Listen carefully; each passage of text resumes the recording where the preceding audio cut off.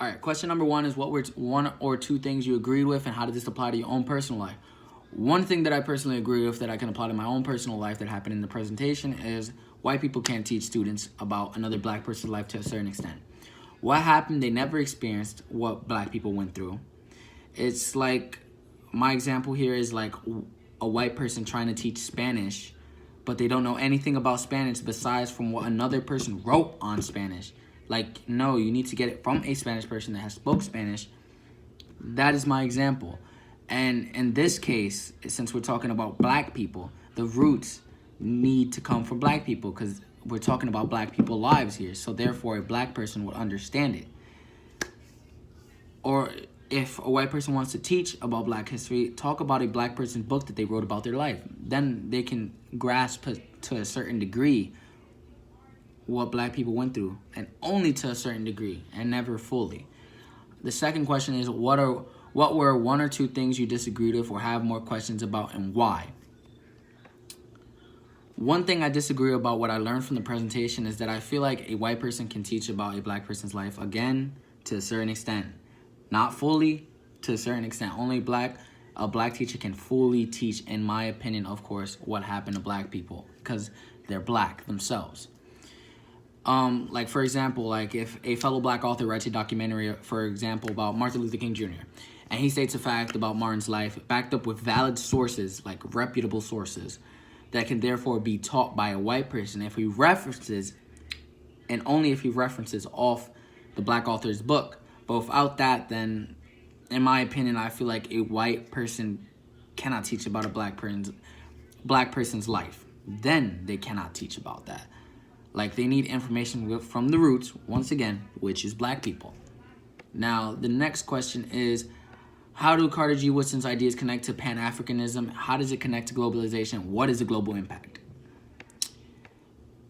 One of the Carter G. Woodson's ideas is that you can't teach about black people's lives if you don't get them from the black person, or black people in general.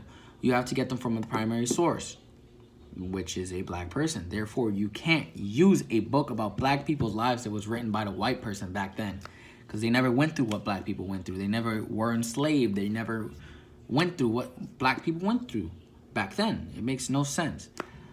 Of course, unless a white author gets statements from black individuals all around the world, but only then, in my opinion, of course. And the global impact of it all would be that black people backgrounds will be taught to generations correctly, so therefore the next generation can understand to a certain extent what black people went through, the racism and horror that happened to them. Therefore, the next generation wouldn't, as a result, the next generation wouldn't be as racist towards them or ill-informed about their history. Therefore, globally, all black indigenous people will know what happened to them in the past. And not only black indigenous people, people in general, human beings will know what happened to another human being. Let's just take this out of color for a second. All right, so the last questions are, where do we go from here? How can you be an active part of the global spread of Carter G. Woodson's ideas? How can educators be an active part of the global spread of Carter G. Woodson's ideas? Okay. I think where we should go from here is to get everyone globally involved instead of listening to media outlets about what happened to black people's lives. Let's go find a reputable source, like a black author telling us what happened to black people and what they went through. And I know what I'm gonna do personally. I am personally not gonna believe everything I hear about on social media about what black people went through. I'm gonna go do research myself and find reputable sources stating that that's exactly what black people went through, with facts to back it up. Now, some steps that in my opinion, I think teachers should take while teaching black history. The information you get about black history should be from a black author, so you know for sure the information is not false. And on top of that, do some research about that black author, whether he's reputable or not, or just doing that one step alone. Teaching from black authors' books that they went through that. Just that one step alone will help the next generation slowly become better educated on black history and what it meant to be black in those days.